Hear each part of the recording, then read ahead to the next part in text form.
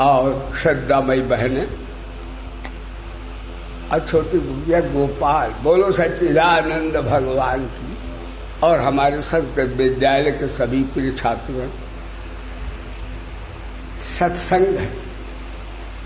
सत्संग का अर्थ होता अपने को जान लेना, अपने को पढ़ लेना कि मैं कौन हूं, कहां से आया हूं, क्या करना चाहिए, क्या कर रहा हूं।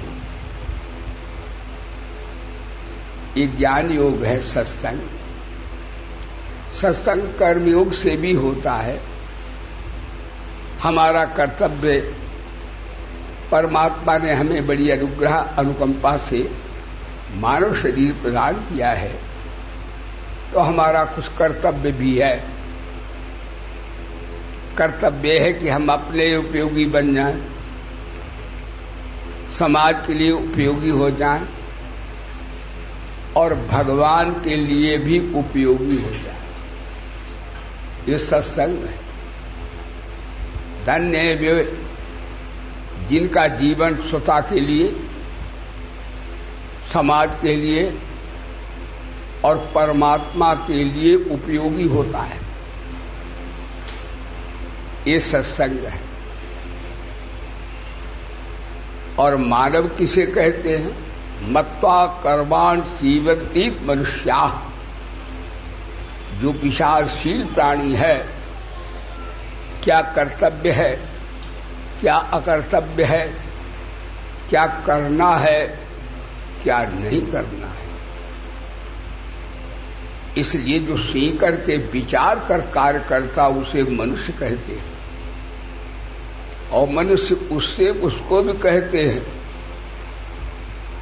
जो परमात्मा से प्रेम करे, परमात्मा के जगत से बुरा न समझे, वो भी मनुष्य।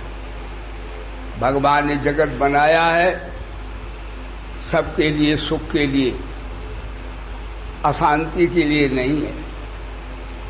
अज्ञान अविद्या के कारण लोगों को अशांति हो रही है। पंचदशी में आता है, पंचदशी वेदांत का बड़ा ही महान ग्रंथ है। उसमें बताया गया है कि भगवान की सृष्टि सबके लिए मंगलदायी है। जैसे पृथ्वी है, वायु है, जल है, आकाश है, अग्नि है। ये 5 तत्वों से संसार बना है। क्या ये किसी को जल किसी को दुख देता है क्या? वायु किसी को दुख देती है क्या? पृथ्वी किसी को दुख देती है क्या? आकाश किसी को दुख देता है क्या? यानी परमात्मा की सृष्टि भी दुख नहीं देती किसी को। बोले धर्म की दुख कहां से आता है? दुख आता है हमारी जड़ता से, हमारी मूर्खता से, हमारी नासमझी से। हम शरीर को, संसार को अपना मान लेते हैं। ये देहाभिमान है। यही अज्ञान का, अविद्या का, नासमझी का, मूर्खता का लक्षण है। देहाभिमान कर्मयोग से भी दूर होता है, वेदांत के ज्ञान से भी दूर होता है और भगवान की कृपा से भी दूर हो जाता है। मनुष्य को जन्म लिया है, हमारा सबका कर्तव्य है इस अविद्या के जनक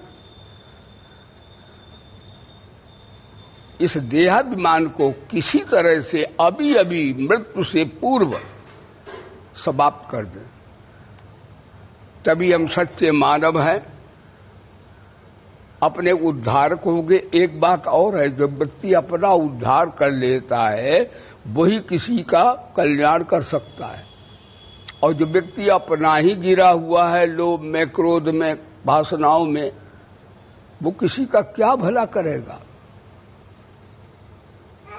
इसलिए मनुष्य मात्र सत्संग के अधिकारी सभी हैं। और सत्संग तीनों तरह से हो सकता है, लेकिन गीता में स्थित प्रज्ञ के लक्षण बताए हैं। स्थिर बुद्धि होती है, भगवान जिस पर कृपा करते हैं उसको सद्बुद्धि प्रदान कर देते हैं। भगवान कोई तोप तलवार सुदर्शन चक्र या त्रिशूल लाकर रक्षा थोड़ी करते दिखते हैं। भगवान जिस पर प्रसन्न होते उसे सद्बुद्धि दे देते हैं। अब भगवान किस पर प्रसन्न होते हैं? जो जगत के लिए, अपने लिए और भगवान के लिए उपयोगी होता है, उससे भगवान प्रसन्न हो जाते हैं और उसे सद्बुद्धि, गीता बुद्धि को बहुत आदर देती है।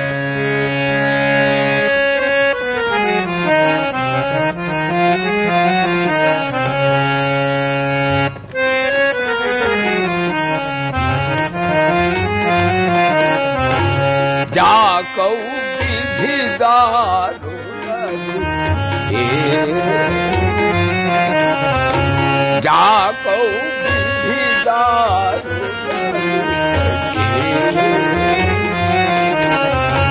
ताकि मति पहिले हरि श्री राम जय जय राम, श्री राम जय बोलो श्री राम जय जय। तो भगवान प्रसन्न होते उसे सद्बुद्धि प्रदान करते हैं। भगवान गीता में कहते ददाम बुद्धि योगम तम एन माम प्रयांति थे। हे अर्जुन, जो परमार्थ के कार्य करते हैं निष्काम भाव, उनको मैं सद्बुद्धि प्रदान करता हूं। अज्ञान दीपेन भास्यता, उनको मैं ऐसा ज्ञान देता हूं जिससे वो अपने स्वरूप को, परमात्मा को प्राप्त कर लेते हैं। ये गीता की बात है। बोलिए गीता माता की। हरि ज्ञान चर्चा सुनाती है गीता, हरि ज्ञान चर्चा सुनाती है। और द्वैत बुद्धि भगाती है गीता, द्वैत बुद्धि भगाती है। और हरि से सभी को मिलाती है गीता, हरि से सभी को मिलाती। बोले सच्चिदानंद भगवान की। तो भगवान बोले देखो भाई, क्योंकि प्रसंग जो है सद्बुद्धि, स्थिर बुद्धि प्रज्ञा का भी है। जिसकी बुद्धि सांसारिक होती है, निश्चयात्मका बुद्धि बहुत होती, मैं ये करूंगा, मैं उसके घुसी रहती है। बकरा तो मैं कहे काटी गर्दन जाए। और निश्चयात्मका बुद्धि है ये एक होती है, इसी जन्म में मैं अपने लिए, समाज के लिए और ईश्वर के लिए उपयोगी बनूंगा। ये बुद्धि व्यवसाय का है या अव्यवसायी बुद्धि है। ये बुद्धि कल्याणकारक है। जिन बच्चों ये निश्चित करना चाहिए आप क्या बनना चाहते हो। मैं इसी जीवन में महान विद्वान बनना चाहता, विद्वान आप हो जाएंगे। वेदों में आया ये कृतुभया पुरुषा, ये पुरुष कैसा है, जैसा अपने को निश्चय करता वैसा ही हो जाता है। यदि कोई कहे मैं संसार का बड़ा विद्वान बनूंगा, बन जाएगा वो। कोई कहे संसार का सबसे बड़ा धनवान बनूं, हो जाएगा वो। कोई कहे कि संसार में सबसे मैं बलवान बनूंगा तो बलवान हो जाएगा वो। और कहे है मैं तो कुछ नहीं कर पाऊंगा तो मर जाएगा वो। बोलो सच्चिदानंद भगवान। मनुष्य क्या है, जैसा ये निश्चय कर लेता मैं ये बनूंगा और मैं ये करके दिखाऊंगा, ये करके बताऊंगा, सबको शिक्षा दूंगा। आई विल डू इट, मैं ये करके रहूंगा। तो ऐसे निश्चय कर लेना चाहिए कि मैं निष्काम सेवा करूंगा और फल नहीं चाहूंगा। आप कर लेंगे, क्योंकि भगवान निष्काम सेवा करते हैं। भगवान सबसे बड़े निष्कामी है। देखो पृथ्वी बनकर गोद में लिए हैं, बोले धर्म की। पृथ्वी कौन है? भगवान माता है। आकाश बनकर भगवान अवकाश दे रहे हैं। तो हमें कौन सी सृष्टि दुख देती है? पंचदशी में आया है, पृथ्वी जलवायु अग्नि आकाश नहीं दुख देते, ईश्वरी सृष्टि है। इसमें मैं और मोर तोड़ते, जब माया हम मिला लेते, शरीर संसार को अपना कहने लगते हैं, तो महाराज जड़ता आती मूर्खता यही हमें दुख देती है, रुलाती है, 84 में भटकाती है। ध्यान से सुनो, सत्संग से यही लाभ है। और बात बाकी तो भैया दुनिया में दूसरी जोनियों में भी संसार के भोग ऐश्वर्य मिलते ही हैं। तो कहा है कि भगवान देखो कितनी निष्काम सेवा करते। हमें भगवान से शिक्षा सबको लेना चाहिए। पृथ्वी बनकर गोद में लिए, कभी पैसा मांगती पृथ्वी माँ, या कभी नाराज होती, थूकता है, लोग शंका करता मैं धस जाऊंगी, मर जाएगा। लेकिन हमारे जुल्म माँ सहती कि नहीं, सेवा करती कि नहीं। जल भगवान देखो बहते सब पियो आनंद से, सबको शांति देते कि नहीं। आकाश भगवान सबको अवकाश देते कि नहीं, कभी कुछ मांगते किसी से। बड़े निष्काम है। भगवान की सृष्टि भी भगवान की दिव्य रूप है। अग्नि है, सबको पचा के और पचाती है कि नहीं। अग्नि देवता कभी कुछ मांगते मेरे आपसे? तो इन्हीं जितने भगवान के क्रियाकलाप हो रहे सब निष्काम भाव से हो रहे हैं। इसका अर्थ है कि हम लोग भी निष्काम भाव से कर्म करें जैसे हमारे भगवान करते हैं।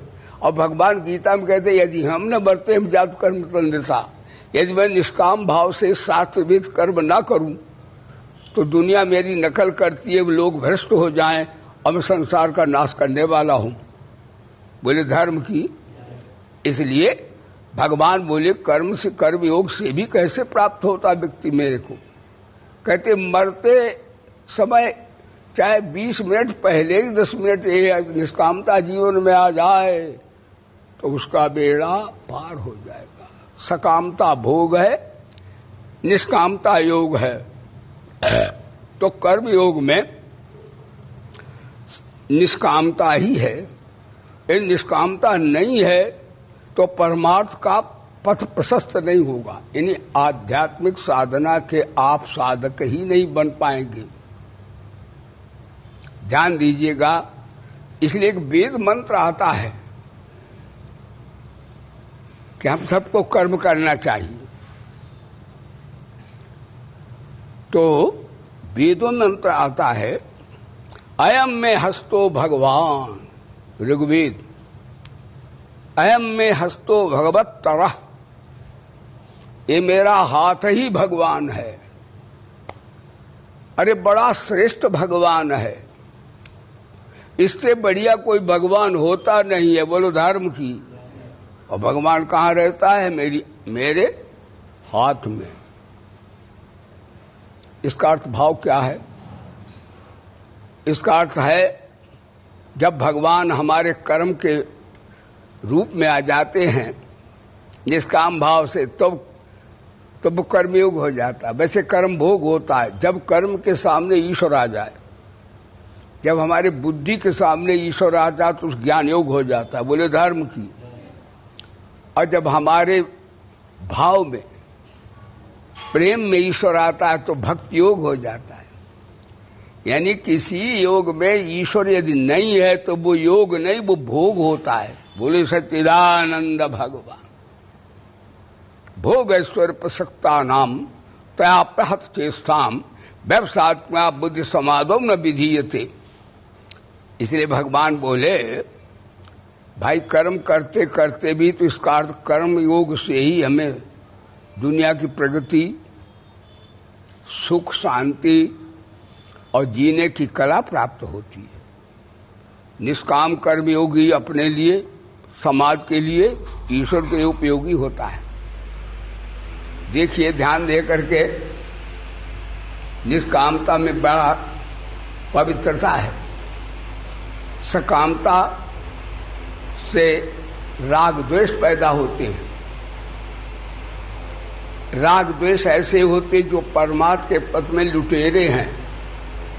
ये कभी भगवत प्राप्ति, आत्मा का अनुभूति या परा शांति नहीं दे सकते।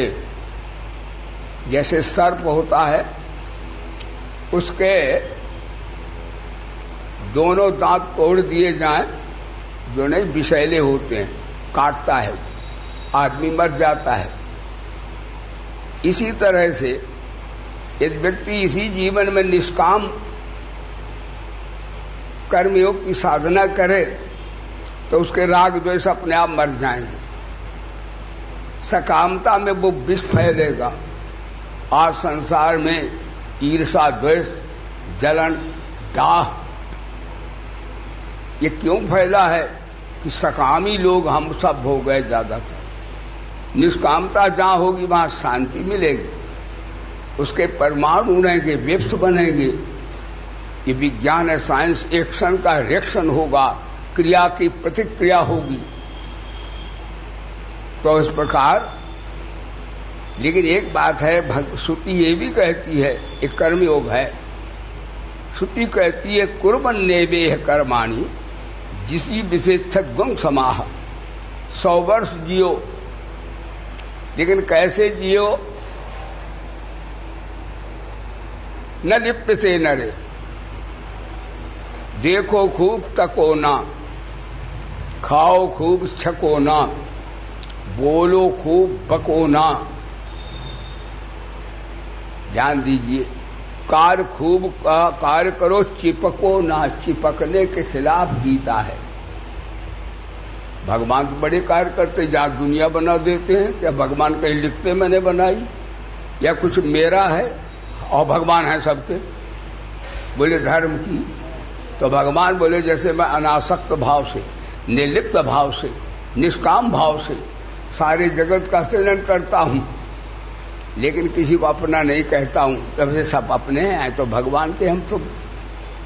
इसी तरह आप भी कर्म करें तो नर नहीं थे। लेकिन इससे पूर्व श्रुति कहती ईशावास इदम सर्वम। पहले ईश की वंदना श्रुति ने की है। गीता में भगवान ने कल कहा था, व्याय कामान्या सर्वान पुमास्यति निष्प्रिया निर्ममो निरहंकारा सशांति मत गच्छति। ये निष्काम कर्मियों की साधना है, इससे ब्राह्मी स्थिति प्राप्त हो जाती है। निष्काम कर्मयोग में बुराई रहित होना समाज की बड़ी सेवा है। यदि बुराई रहित आप नहीं है तो निष्काम कर्मयोग आप हो ही नहीं सकते। आप किसी के गुण देखेंगे, किसी के दोष देखेंगे, आप निष्काम सेवा नहीं कर सकते। और बुराई रहित व्यक्ति कब होता है? जब किसी को बुरा देखे नहीं, किसी का बुरा कहे नहीं और किसी का बुरा चाहे नहीं, तो आदमी बुराई रहित हो जाएगा और वो निष्काम कर्मयोगी हो जाएगा। सबके लिए समान रूप से सब कार्य करेगा, सबके लिए समान रूप से सेवा कार्य करता, वही निष्काम कर्मयोगी होता है। और किसी के साथ करे, किसी के साथ ना करे, ये बुरा है, ये भला है, ये मेरी पार्टी, वो निष्काम कर्मयोगी नहीं हो सकता और राग द्वेष से नहीं बच सकता। भगवान कहते हैं, रामायण में भी है कि राग रोष ईर्षा मद मोह, भगवत प्राप्ति में राग द्वेष बाधक हैं। कई लोग ध्यान करने बैठते, कहते गुरु जी मेरा ध्यान नहीं लगता। मैं कहता हूं क्यों नहीं लगता? तुम कहते ध्यान लगता नहीं, मैं कहता हूं हटाए हटता नहीं। बोले धर्म की एक बात अपेल आपको बताऊं। कहा रामायण में बाज मथे घृत होई बर सिकता ते बर तेल। यानी ऐसा हो सकता है कि है तो असंभव है, लेकिन ऐसा संभव हो जाए, यानी जल से घी निकल आए और बालू से तेल निकल आए। लेकिन सकाम व्यक्ति ऐसा होता है, उसे अपना हिताहित न तो दिन में दिखता है न रात्रि में। कहते दिवा पश्यति नो लूका, उल्लू को दिन में नहीं दिखता, नक्ता काका न पश्यति, और कौवे को रात्रि में नहीं दिखता है। लेकिन सकामी जो वासना वाला व्यक्ति है, कभी तो दुनिया में क्षेत्रवाद कितने बात भरे, कितनी राग द्वेष भरे, इसका सब दुनिया भोगी भरे, भोगी। योगी यही नहीं, योगी की तो सकल से शांति मिलेगी, निकल जाएगा वहां से, सुख के परिमाण मिलेंगे। उससे बात सकामता मैल है, निष्कामता दिव्य स्वरूप है, ईश्वर की शक्ति है निष्कामता। ध्यान दीजिएगा। तो कहते हैं महाराज, ये निष्कामता का वर्णन करें और निष्कामता कैसे आएगी। भगवान कहते अंतकाल में आ जाए, कैसे आएगी? तो विहाय कामान्य सर्वान पुमास्तत निष्प्रिया। समय हो आया, इतने में समझ लो, कामनाओं का त्याग कर दे और इस प्रिया का त्याग कर दे। कामना से सूक्ष्म स्प्रिया है, स्प्रिया से सूक्ष्म ममता है और ममता से सूक्ष्म अहंता है। तो कर्मयोग की साधना में तो कामना का पहले त्याग बताया भगवान। यानी कामना जो है वह लटकाती है, अटकाती है, भटकाती है, 84 में ले जाती है। ध्यान दीजिए, कामना मैल है, हम सच्चिदानंद को अपना स्वरूप का बोध नहीं होने देती है। ये बड़ी डायन है। ये कामना का त्याग करो। कामना माने ये वस्तु, ये परिस्थिति बनी रहे तो हम सुखी रहेंगे, और नहीं होगी तो दुखी रहेंगे। तो अप्राप्त की कामना और प्राप्त की ममता छोड़ो। इन ममता, प्राप्त की ममता और अप्राप्त की कामना छोड़ो और अपनी अहंता छोड़ो। अहंता कैसे छूटेगी? ममता कैसे छूटे? कामना से। यानी मेरा कुछ नहीं है, यानी ममता कब होगी? मेरा कुछ नहीं है तो ममता जो है मिला हुआ उसकी ममता होती तो कह दो मेरा कुछ नहीं, तो ममता छूट गई। और मेरे को कुछ नहीं चाहिए तो कामना छूट गई। मैं अकिंचन अचाह हूं तो अहंता छूट गई। अहंता छूट गई, कामना छूट गई और ममता छूट गई तो हम कौन हो गए? ऐसा ब्राह्मी स्थिति, साक्षात परमात्मा के रूप बन गए, परमात्मा की प्राप्ति हो गई। ऐसा ब्राह्मी स्थिति एनम प्राप्ति न विमति। भगवान बोले कामना, स्प्रिया, ममता यदि मरने से थोड़े समय भी छूट जाए तो ब्राह्मी स्थिति प्राप्त हो जाएगी। पाद नैनम प्राप्त ना विहमत, उसे मोह नहीं फिर होगा, मुक्त हो जाएगा। और इसी श्लोक को जब मुक्त हो जाएगा तो कर्मयोग में भगवान ने शिक्षा दी है कि कैसे कैसे कर्म करना चाहिए। निष्काम कर्मयोगी से कैसे समाज को और परमात्मा को सबको कैसे लाभ होता है, उपयोगी हो जाता है। कई भाई बहन कहते गुरु जी अपने लिए कर्म न करें, दुनिया के लिए कर। अपने लिए करोगे तो अहंता ममता जीवित रहेगी। यद्यपि उन्नति चाहना बुरा नहीं है, लेकिन गीता कहती भला काम में भी अहंता ममता जीवित रहे तो परमानंद नहीं प्राप्त हो पाएगा, स्वर्ग तक जा सकते हैं आप। ध्यान दीजिए कि वो सकाम भक्ति भजन करते वो कहाँ तक जाते हैं? जे सकाम नर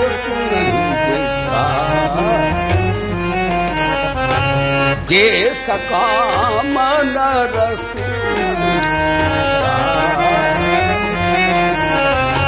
सुख संपत्ति नाना। श्री राम जय राम, बोलो श्री राम जय राम, जय जय राम, श्री राम जय राम।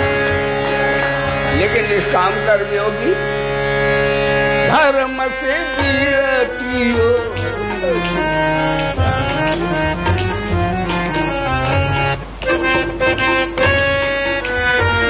मगारे गाली धर्म से विरतियो,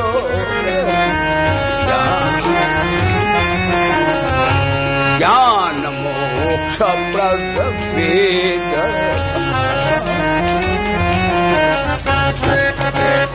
श्री राम जय राम, राम श्री राम जय राम, जय जय राम, श्री राम जय राम। तो कर्म धर्मयुक्त होना चाहिए, निष्काम भाव से होना चाहिए, निर्लिप्त भाव से होना चाहिए, अनासक्त भाव से होना चाहिए। आप कहें कि अनासक्त हो, निर्लिप्त हो, सबके लिए करें तो हमें क्या, अरे तुम्हें इतना मिलेगा भी, तुम्ही को सब मिलेगा। निष्काम कर्मयोगी दुनिया में चमक रहे हैं, अब भोगी ओ सारे दुनिया की संपत्ति मिल जाए फिर भी महाराज कहीं भोगियों का नाम नहीं है। और निष्काम से भी आज भी चमक रहे दुनिया में, उनके बाल बच्चे भी हुए, संपत्ति हुई, अरे स्वर्ग का लक्ष्मी उन्होंने ठुकरा दी, इतनी निष्कामी। कैसे निष्कामी थे, ध्रुव भगवान आए, कहा मांग लो। ध्रुव बोले मैं कोई व्यापार करता हूं क्या, मेरे मांगने की वृत्ति खत्म करो। ये मांगना सकामता ही तो ईश्वर से दूर करती है। कितनी बढ़िया बात।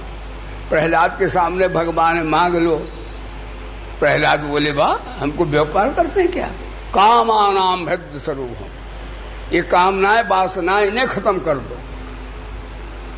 देखो निष्काम कर्मी कितने दुनिया में चमक रहे।